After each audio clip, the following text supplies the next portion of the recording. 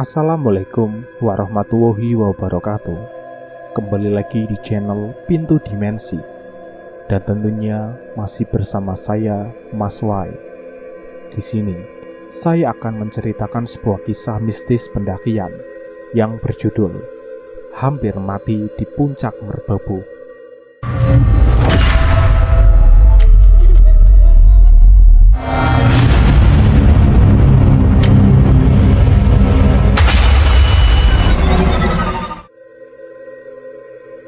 Namaku Dwipta Firmansyah. Aku memiliki hobi melakukan pendakian ke beberapa gunung yang ada di Pulau Jawa.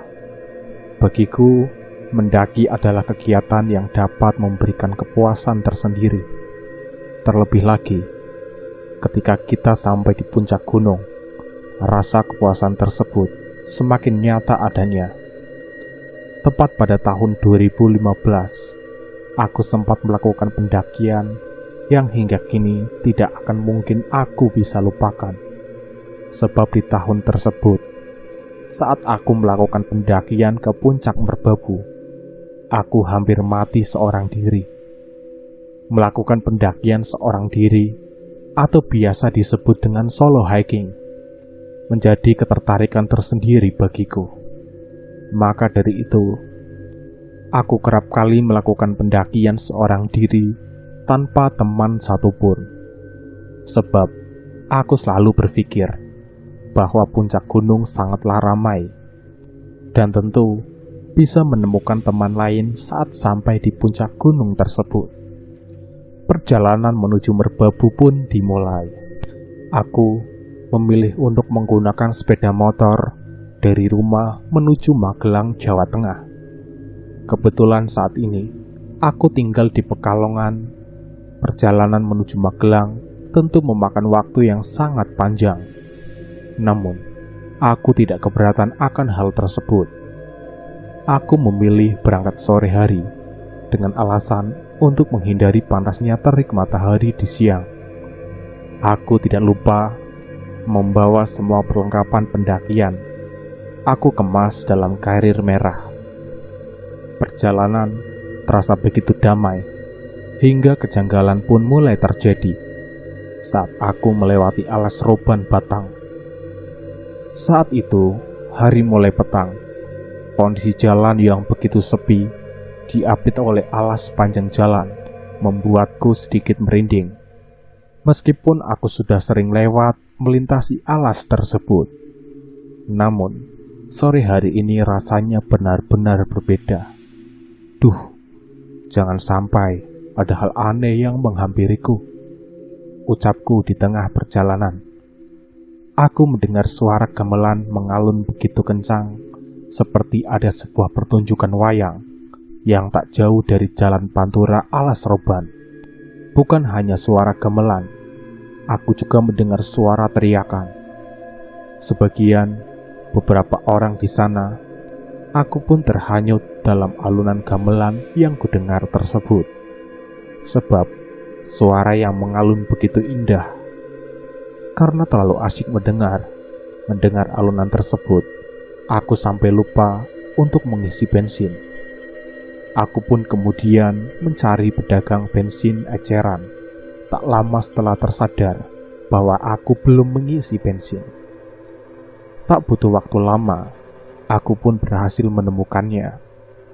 Sembari mengisi bensin, tak lupa aku menanyakan tentang suara alunan gamelan yang baru saja kudengar. Bu, di sekitar sini lagi ada pertunjukan wayang kah? Gak ada kok mas. Emangnya kenapa? Kebetulan tadi saya dengar suara gamelan di daerah sini, bahkan terbilang cukup ramai. Mas, itu bukan suara gamelan dari penduduk sini, tapi itu suara gamelan dari penghuni gaib alas roban. Lebih baik Mas melanjutkan perjalanannya. Nanti banyak baca ayat kursi ya, kata penjual bensin tersebut. Setelah mendengar pernyataan tersebut, tiba-tiba bulu kudukku merinding. Alas roban yang kulewati ini memang terkenal dengan keangkerannya. Sehingga jika mendengar atau bahkan bertemu dengan hal gaib di sini bukanlah hal yang tabu lagi. Maka dari itu, sangat penting jika dalam perjalanan melewati alas roban, kita dianjurkan untuk membaca ayat kursi. Setelahnya, aku pun langsung bergegas untuk melanjutkan perjalanan. Semoga nggak nemu hal yang aneh lagi, ucapku dalam hati. Sepanjang jalan pantura alas roban tersebut, aku pun harus bisa membaca ayat kursi di dalam hati. Pandanganku fokus ke depan tanpa memperdulikan kanan kiri. Aku berharap aku bisa keluar dari alas roban ini. Aku pun mengegas motorku, namun tetap berhati-hati dan tetap memperhatikan jalan. Namun aku berusaha tutup telinga akan suara apapun yang bisa saja terdengar di sepanjang jalan ini. Setelah 1 jam menempuh perjalanan, bahkan lebih, akhirnya aku pun keluar dari alas roban dengan situasi yang begitu mencekam ini. Alhamdulillah, akhirnya keluar dari alas roban, ucapku dalam hati. Setelahnya, aku pun mulai tenang dalam perjalanan ini. Perjalanan yang begitu panjang ini kunikmati benar-benar, sebab momen seperti ini tidak mungkin bisa aku lakukan setiap waktu, sehingga perjalanan pendakian menuju Merbabu ini harus benar-benar memberikan kesan baik terhadap diriku sendiri. Terlebih, aku belum pernah melakukan pendakian ke Gunung Merbabu. Setelah menempuh perjalanan yang cukup panjang dan melelahkan, akhirnya aku pun sampai di Magelang, tepatnya di posko pendakian via jalur Swanting. Aku sampai tepat jam 12 malam. Kondisi posko masih sangat ramai. Banyak penduduk berlalu lalang di sana. Ada juga para pendaki yang akan melakukan pendakian saat malam hari. Niat awal, aku juga ingin melakukan pendakian saat malam hari agar bisa menikmati sunrise saat dalam perjalanan. Akan tetapi, saat sampai di sana, tiba-tiba saja ada seorang kakek-kakek menghampiriku. Mungkin beliau penduduk asli sini, pikirku. Kakek tersebut pun mengajakku berbincang. Sendirian aja, Mas? Oh iya, kebetulan solo hiking. Arep munggah saiki to. Niatnya begitu, Kek, biar bisa summit di sana. Luwih becik, esok hari saja. Kamu bisa bermalam dulu di tempat kakek. Sangat bahaya jika kamu mendaki seorang diri di malam hari seperti ini. Tapi saya sudah biasa kok, Kek. Jangan, ndak boleh. Kenapa emangnya, Kek? Akademit yang mengincar orang sepertimu, ucap sang kakek benar-benar merinding. Sesaat setelah kakek mengatakan hal seperti itu, dalam suatu hari, bulu kudukku sudah merinding 2 kali karena merasa takut. Akhirnya aku pun mengurungkan niat untuk mendaki malam itu. Ya sudah, Kek, saya besok saja mendakinya untuk jaga-jaga. Kalau begitu, bermalam saja di rumah kakek. Kakek di sini sendirian. Semua keluarga kakek sudah meninggal. Memangnya tidak merepotkan, Kek? Tentu tidak. Mari ikut kakek, ucap sang kakek.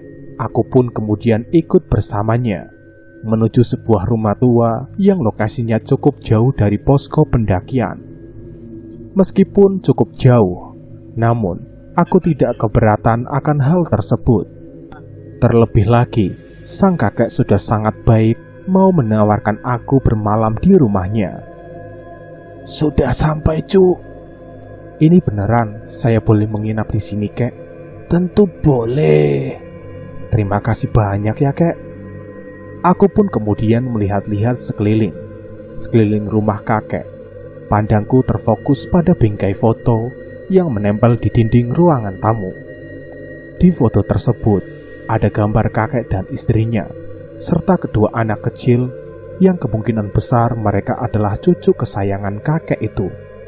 Aku pun memberanikan diri bertanya kepada kakek, "Iku foto istri dan kedua cucu kakek ya?"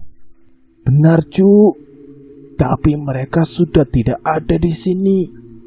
"Memangnya mereka ada di mana, kek?"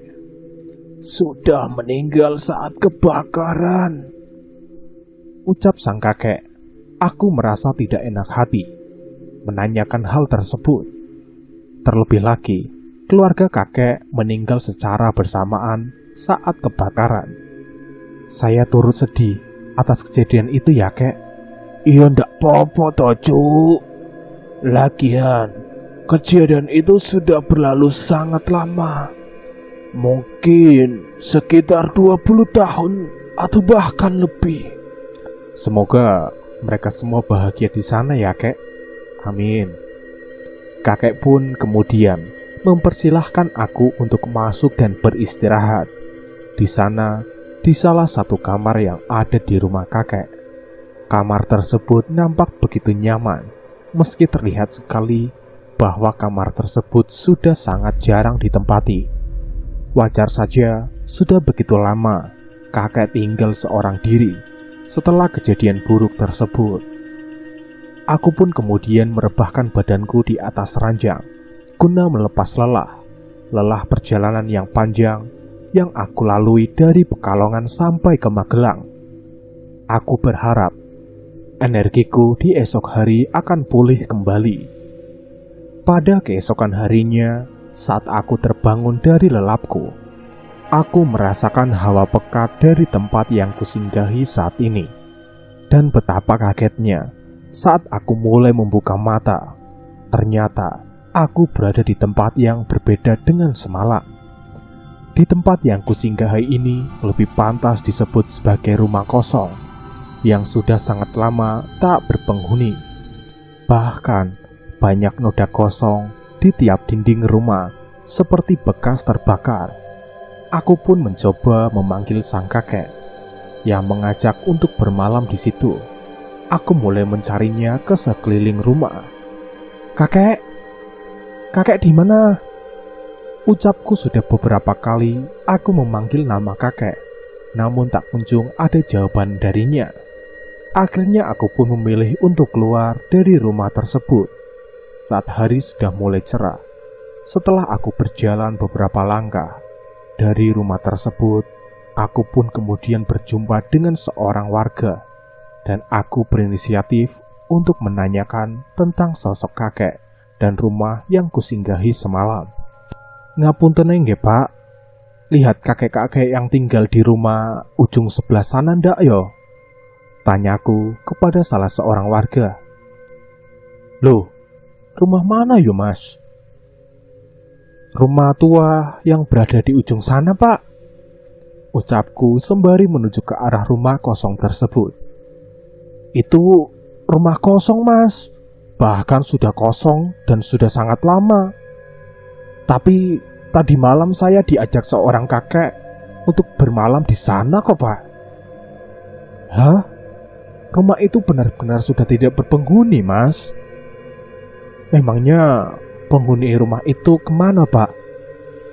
"Sudah meninggal sangat lama itu loh, Mas. Saya juga tidak tahu persis, karena memang saya pendatang baru di desa ini. Namun, menurut penuturan warga penghuni rumah itu, ada sepasang suami istri yang sudah sangat sepuh dan tinggal bersama kedua cucunya. Karena memang orang tua cucu tersebut meninggal karena kecelakaan, sehingga mereka dirawat oleh kakek nenek tersebut. Suatu ketika, rumah tersebut mengalami kebakaran di malam hari, dan kejadian tersebut menewaskan semua anggota keluarga di rumah itu. Mungkin saja kakek yang Mas temui semalam adalah arwah sang kakek," ucap warga tersebut. Setelah mendengar ucapan warga itu, bulu kuduku seketika merinding. Untung saja tidak terjadi hal buruk terhadapku. Namun muncul banyak pertanyaan dalam benakku tentang maksud dari kakek tersebut mengajakku untuk singgah ke rumahnya. Apakah dia merasa kesepian atau ada hal lain yang menjadi tujuannya? Warga tersebut pun mencoba menegurku yang sedari tadi terdiam. Mas ndak apa-apa kan? Ndak apa-apa kok mas, aku hanya kaget saja. Oh syukur kalau gitu, hal itu sudah biasa toh mas. Banyak-banyak baca ayat kursi aja. Iya pak, terima kasih. Memangnya mas mau kemana toh? Aku mau ke Merbabu pak. Mas saat mendaki nanti jangan lupa juga banyak baca ayat kursi mas. Takutnya ada satu hal yang terjadi di sana. Terima kasih pak, sudah mengingatkan saya. Setelahnya, aku pun berpamitan kepada warga tersebut untuk melanjutkan perjalanan menuju posko pendakian. Saat ini, waktu sudah menunjukkan pukul 7 pagi. Aku pun mulai mempercepat langkah sampai di posko pendakian. Suasana di sana begitu ramai. Banyak pendaki lain yang akan melakukan pendakian yang sama sepertiku. Salah satu dari rombongan para pendaki tersebut pun menyapa aku. Sendirian aja mas? Iya mas, solo hiking. Kalau butuh teman bicara atau lainnya, join sama kami aja mas, supaya lebih seru, ucap salah satu pendaki tersebut. Siap mas, nggih. Bagiku, melakukan pendakian seorang diri sangatlah seru dan ada kepuasan tersendiri. Dan ini bukanlah solo hiking pertamaku. Merbabu via Swanting Magelang hari ini sangatlah cerah dan begitu ramai. Aku pun semakin semangat melakukan pendakian, meskipun hari sebelumnya aku mengalami kejadian-kejadian buruk. Entah itu kejadian saat di alas roban, ataupun kejadian menginap di rumah kosong bekas kebakaran. Karena ajakan arwah sosok kakek yang mengajakku, sehingga aku berharap tidak ada kejadian buruk lagi saat pendakian ini.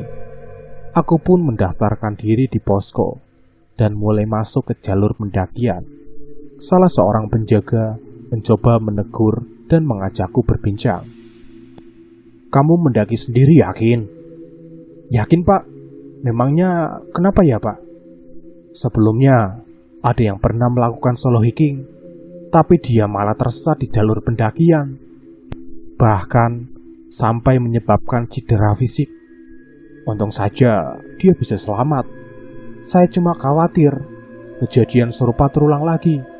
Apalagi saat melihat kamu melakukan pendakian seorang diri, ucap salah seorang penjaga tersebut.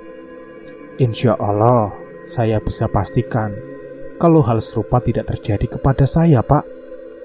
Ya udah, kalau terjadi sesuatu, kamu hubungi pihak penanggung jawab posko Merbabu ya. Siapa? Saya sudah simpan kontak person penanggung jawab posko. Semoga saja tidak sampai terjadi hal buruk, Pak. Jangan lupa banyak baca ayat kursi ya.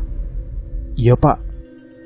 Aku pun kemudian mulai melanjutkan perjalanan menuju posko pertama pendakian Merbabu. Meskipun begitu, aku sedikit merasakan ada beban, sebab sedari awal banyak yang memintaku terus membaca ayat kursi. Apakah pendakian Merbabu menyeramkan? Padahal menurutku, Merbabu sama halnya dengan gunung-gunung lainnya. Meskipun ini merupakan kali pertama aku mendaki Merbabu, setidaknya aku memiliki banyak pengalaman pendakian di gunung-gunung lainnya, seperti Slamet, Semeru, dan lain-lain. Perjalanan menuju posko 1 memakan waktu yang tidak sebentar. Perjalanan pun begitu mengasyikkan. Tenagaku begitu fit di pagi hari, sehingga aku pun tidak berhenti di tengah jalan saat menuju posko pertama. Saat dalam perjalanan, aku merasa ada seseorang yang terus mengawasi dan mengikutiku setiap langkah. Aku sendiri tidak tahu siapa yang terus mengawasiku, namun bayangannya nampak begitu jelas kurasakan. Aku pun mencoba mengamati sekeliling. Namun, tidak ada siapapun di sekelilingku.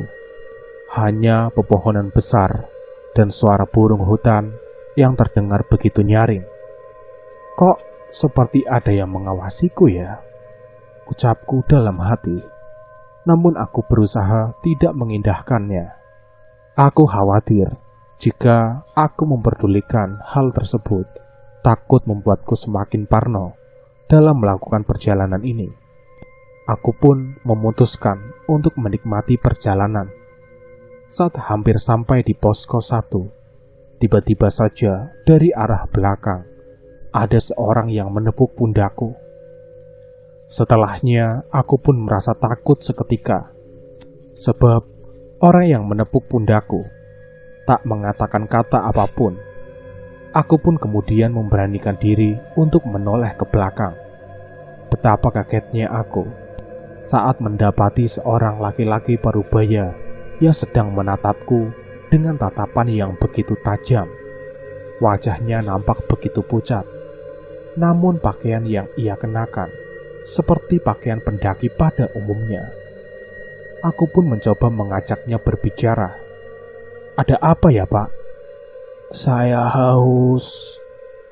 Aku pun bergegas mengambil air mineral milikku untuk diserahkan kepada bapak tersebut.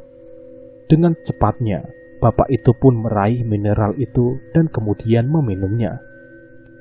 "Bapak sendirian?" "Iya, sama seperti kamu." "Lantas, kenapa bapak nampak begitu pucat?"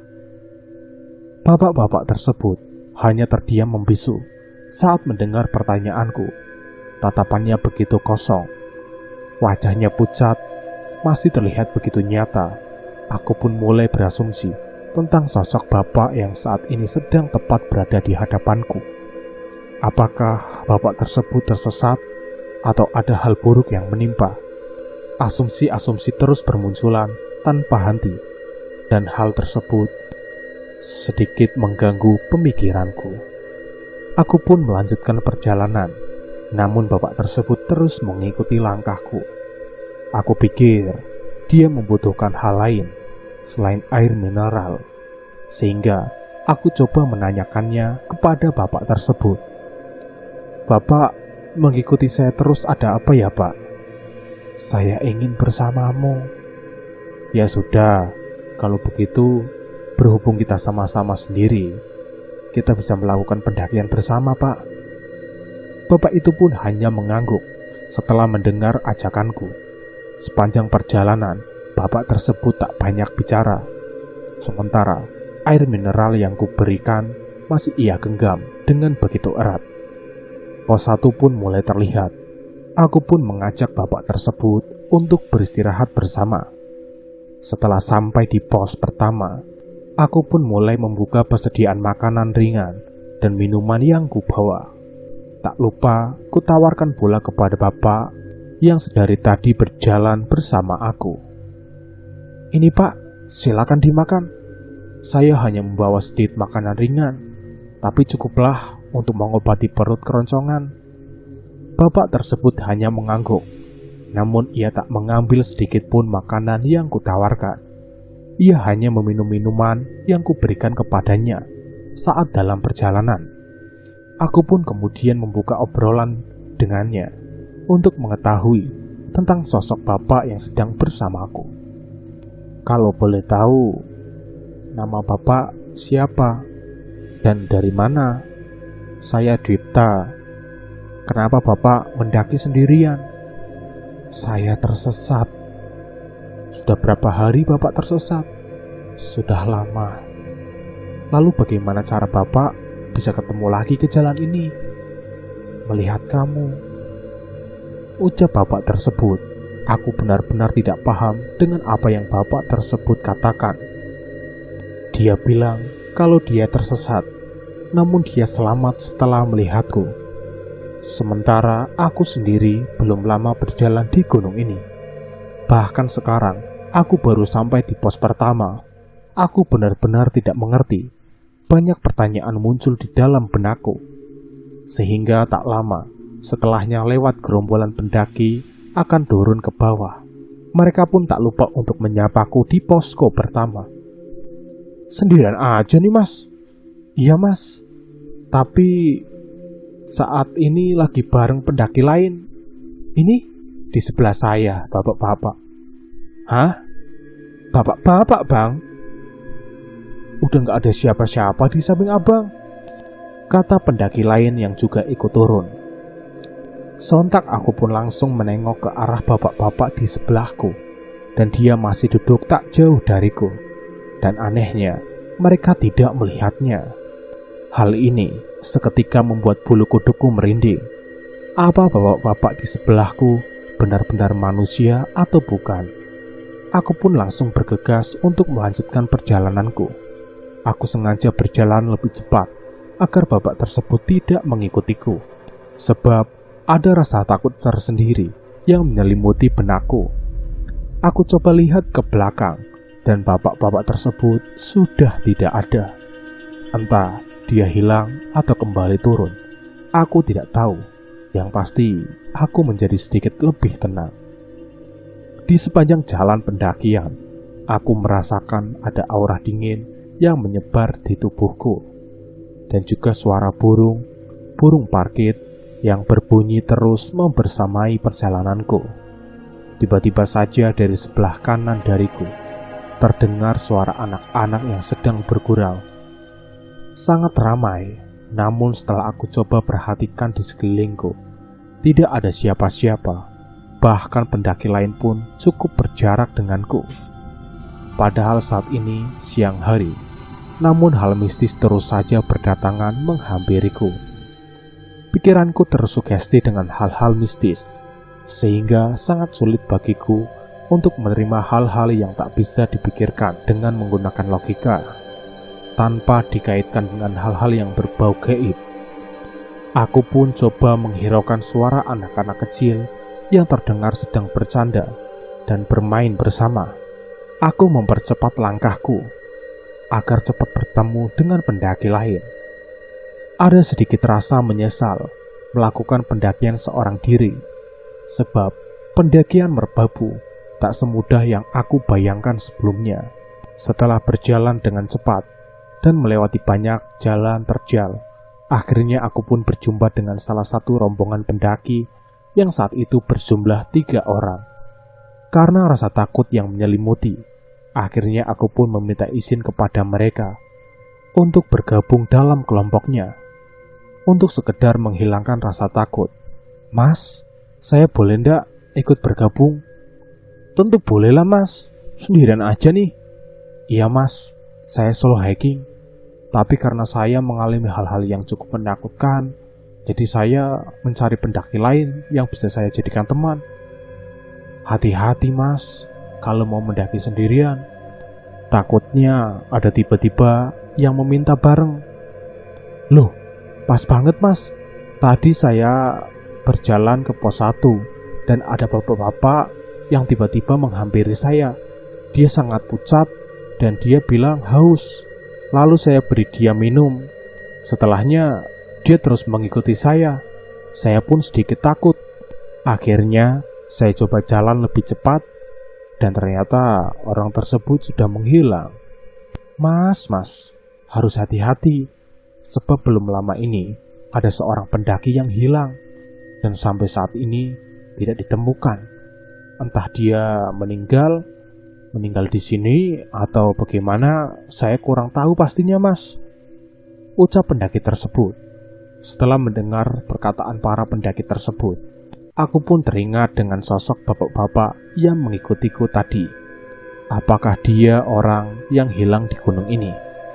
Apakah dia bukan manusia, melainkan arwah atau sejenisnya? Lututku seketika saja lemas. Aku mencoba menenangkan diriku agar tidak lagi mengingat sosok bapak yang mengikutiku. Aku mencoba menjernihkan pikiranku. Terima kasih ya mas, sudah memberitahu saya kalau begitu saya boleh gabung dengan kalian kan? Oh iya mas, nama saya Dipta. Saya Aji, dan kedua teman saya ini Thomas mas.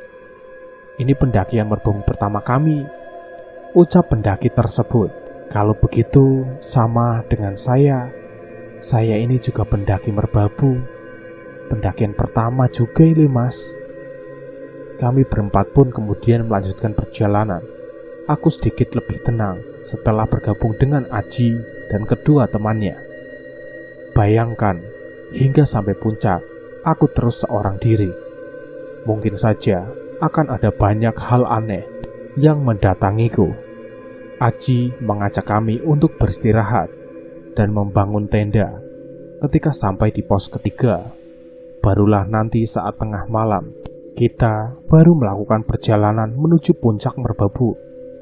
Aku pun hanya ikut semua rencana mereka, meskipun pada awalnya aku ingin ngecamp saat sudah sampai di puncak merbabu. Namun karena aku tidak ingin pergi seorang diri, aku pun lebih memilih untuk terus bersama mereka bertiga. Perjalanan menuju posko kedua dan kemudian dilanjutkan ke pos 3. Perjalanan dengan sangat lancar. Aku sendiri pun tidak mengalami gangguan-gangguan aneh seperti sebelumnya. Aku pun dapat mengambil kesimpulan bahwa pergi mendaki ramai-ramai jauh lebih aman dan menenangkan. Aku dan yang lain pun akhirnya sampai di pos 3. Aji, Anton, dan Putra pun bergegas membangun tenda mereka. Begitupun denganku. Mereka bertiga lebih memilih untuk satu tenda bertiga, sehingga aku pun seorang diri di dalam tenda. Mungkin ada rasa tidak enak jika salah satu di antara mereka bergabung denganku. Namun aku tidak mempersoalkan hal tersebut, sebab bagiku yang terpenting aku tidak lagi sendirian.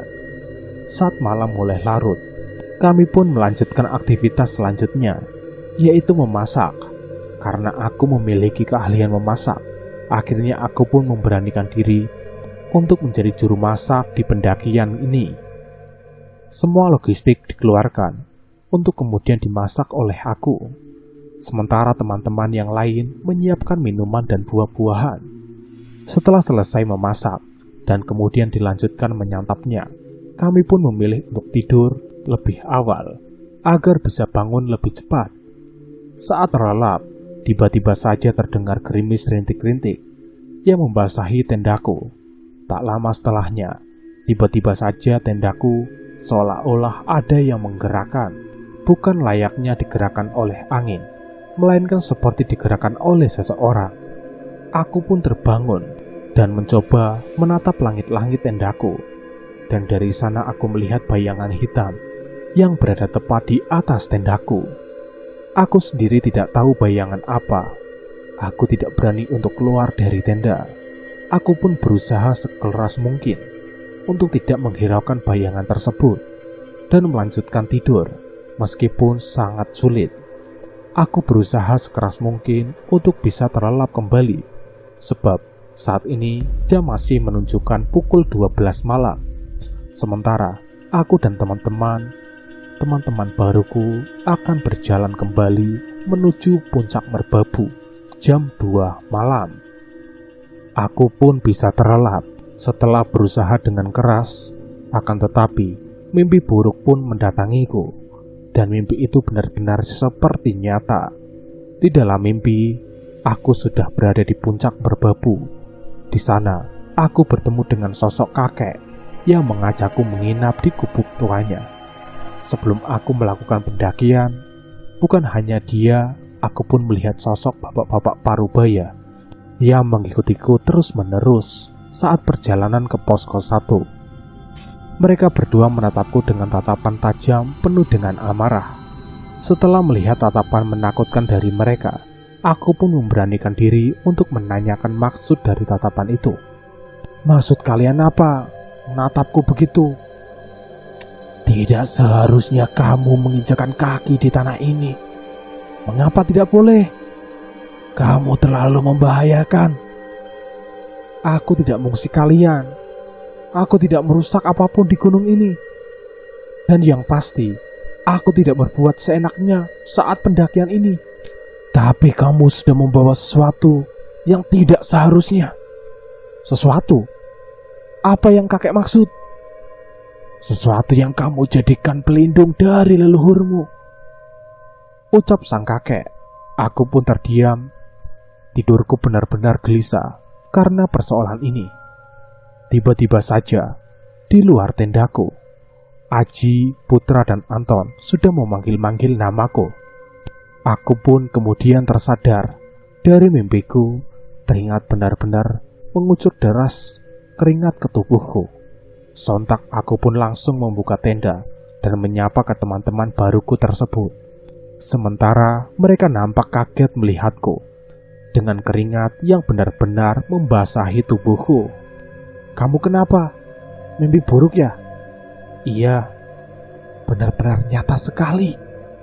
"Oh ya, jangan terlalu dipikirkan. Mimpi kan hanya bunga tidur."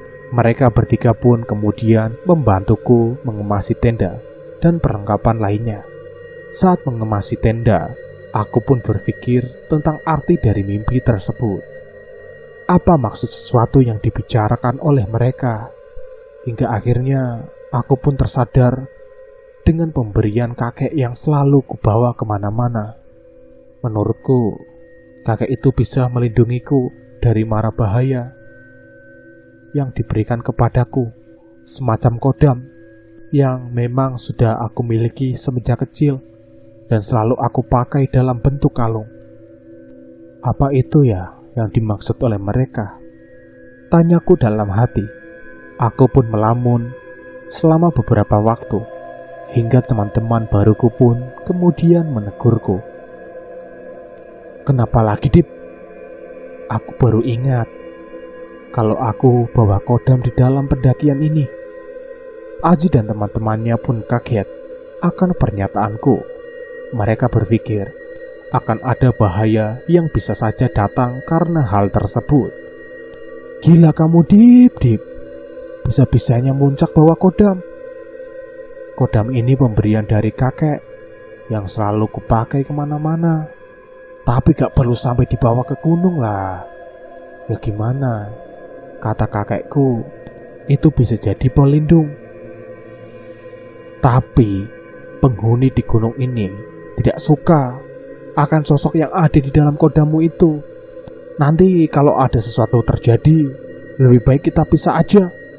Biar aku, Putra, dan Anton jalan sendiri." Aku benar-benar kaget saat Aji mengucapkan hal tersebut. Jika mereka benar-benar jalan sendiri, maka aku benar-benar seorang diri. Apa yang harus kuperbuat jika hal buruk terjadi pada diriku dalam pendakian ini? Aku pun kemudian memohon kepada Aji, Putra, dan Anton agar tetap mengizinkanku untuk mendaki bersama. Aku benar-benar tidak ingin berjalan seorang diri. Aku tidak menyangka kali ini aku ketakutan. "Bro, aku janji gak akan ada masalah saat perjalanan. Tapi aku mohon, biarkan aku ikut bareng kalian." "Apa gak lebih baik kamu buang aja kodamnya?" "Gak mungkin, Ji.